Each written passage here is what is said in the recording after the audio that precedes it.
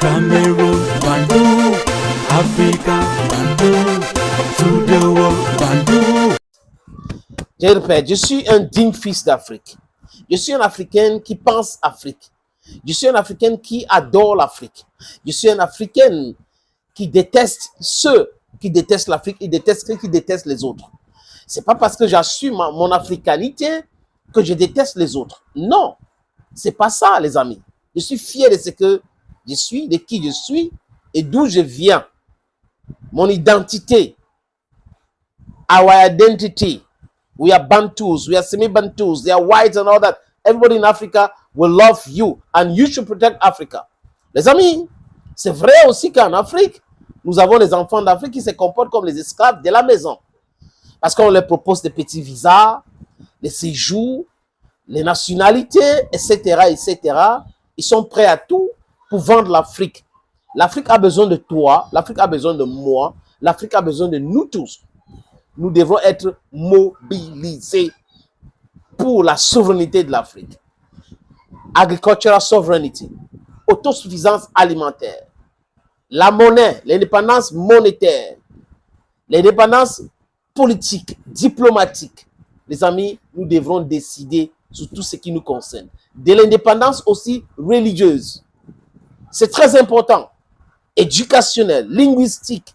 Voilà les choses qui démontrent qu'un peuple est libre. Pas le simulacre qu'on est en train de voir. Et pendant ce temps, ils sont en train de plénicher.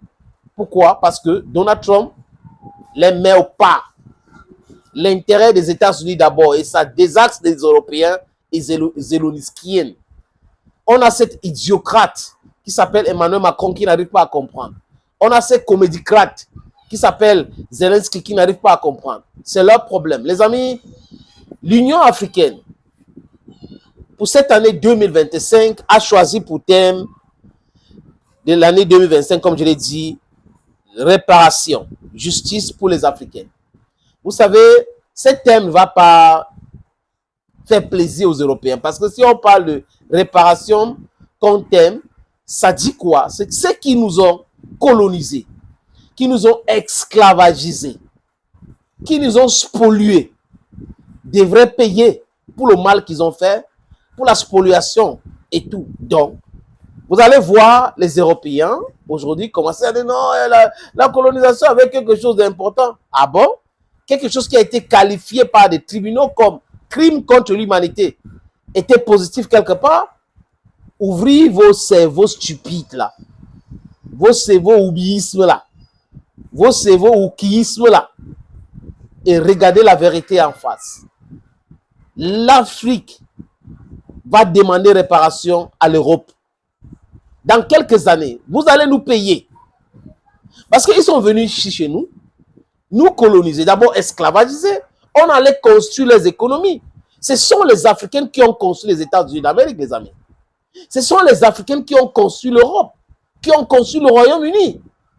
Les chemins de fer, les bâtiments et tout ça. Et c'est la matière première africaine qui continue d'alimenter l'industrie européenne.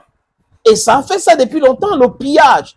Comment se fait qu'un groupe de bandits, des drogués, des idiots, des méchants, des satanistes se sont réunis à Berlin entre 1884 et 1885, donc novembre-février, 84 novembre, 85 février, et décidé sur la partition de l'Afrique parce qu'ils ne voulaient pas faire la guerre entre eux pour l'Afrique. Donc ils ont divisé l'Afrique.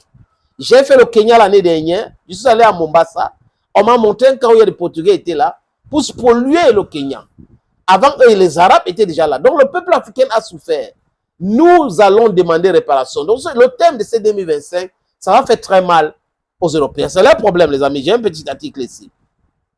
Justice pour les Africaines et les personnes d'ascendance africaine par le base de réparation. On est certain à 4000% que les dirigeants, comme j'ai dit tout à l'heure, européens ne vont pas aimer cela. Ils ont une peur bleue d'aborder ce sujet depuis longtemps. Vous savez, quand on parle de réparation, c'est des milliards et des milliards. Gaddafi avait parlé de ça. Donc, vous voyez pourquoi il a été éliminé. Mais ils ne pourront pas faire ça avec tout le monde, les amis, parce que les Africains sont debout aujourd'hui. C'est des choses qu'on demande depuis des siècles et des siècles. L'Europe civilisée qui a profité pendant des siècles de l'exploitation de la population et des ressources naturelles de l'Afrique craint d'être contraint de rembourser ses dettes. Le premier pays à présenter ses excuses officielles a été le Pays-Bas. Le Pays-Bas a présenté ses excuses le 19 décembre 2022. On s'en excuse, c'est des crimes qu'on a commis, patatri, patata. Le Grande-Bretagne, dont la richesse a été créée par la traite transatlantique des esclaves, ne l'a jamais officiellement fait. En France, Macron ne s'est jamais excusé auprès des pays africains. Jamais. Il vient, c'est monsieur qui est l'inventeur de l'idiocratie. Il essaie de nous donner des leçons. Il ne vérifie pas si son cerveau est en place. La France devrait se mettre à genoux, demander les excuses au peuple africain et payer les réparations. Alassane Ouattara, comprendre Paul Biya. Vous comprenez ça? Sassou Nguesso, vous comprenez? Celui-là qui est en train de faire la guerre au Congo, là. Paul Kagame, do you understand that? Do you understand that you're playing a very nefast and negative role in the destabilization of Africa, in the spoliation of Africa to benefit the Europeans? Do you know that what you are doing, you're going to pay sooner or later? Ce sont les choses qu'il faut dire et dire clairement, les amis. Ben, bien que la France soit le pire cynique de cette histoire, le pays a reçu des réparations d'un petit pays appelé Haïti. Incroyable, mais vrai.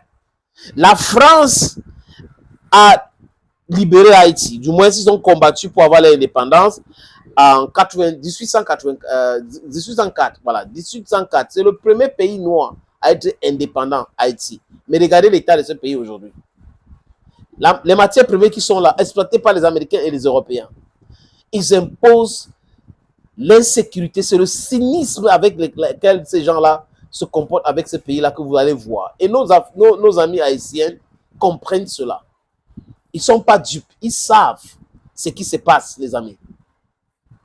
Mais ça va finir. Donc, ils ont eu l'indépendance en 1804. La France les a obligés en 1825 de payer les réparations. Et Haïti a déjà payé 21 milliards de dollars. La France doit rembourser cet argent-là, les amis. La France, je répète encore, doit rembourser cet argent-là. C'est incroyable, c'est méchant, c'est cynique, c'est barbare, c'est criminel. Mais ces gens-ci, ils se comportent toujours de la même façon. Dans les Africains, les descendants africains, dans les îles et autres, Nouvelle-Calédonie, etc., Haïti, Guyane, vous nous devez cette réparation. La France, tôt ou tard, va payer. L'Angleterre, tôt ou tard, va payer. Les Américains, tôt ou tard, ils vont payer. Ne pensez pas que la force que vous avez aujourd'hui sera éternelle. Ne pensez jamais comme ça. L'Afrique va commander ce monde. C'est 30 millions de kilomètres carrés. La recherche énormissime. On ne doit rien à personne. Vous devez nous respecter et payer ces réparations. Donc, l'Union africaine qui a commencé avec ce thème-là, c'est courageux. On a besoin de vrais bureaucrates, de vrais fonctionnaires de l'Union européenne, pas l'Union africaine, pas des gens qui sont des CISPI de l'Union européenne, pas des mercenaires qui écument le bureau de l'Union africaine à Addis Abeba. Nous voulons de vrais enfants d'Afrique qui pensent Afrique, qui pensent libération de l'Afrique et qui pensent l'intérêt de l'Afrique. Thank you so very much, friends, for watching videos on this platform. We love you, we love ourselves, and we love everybody. We are human. Thank you again, and bye-bye for now.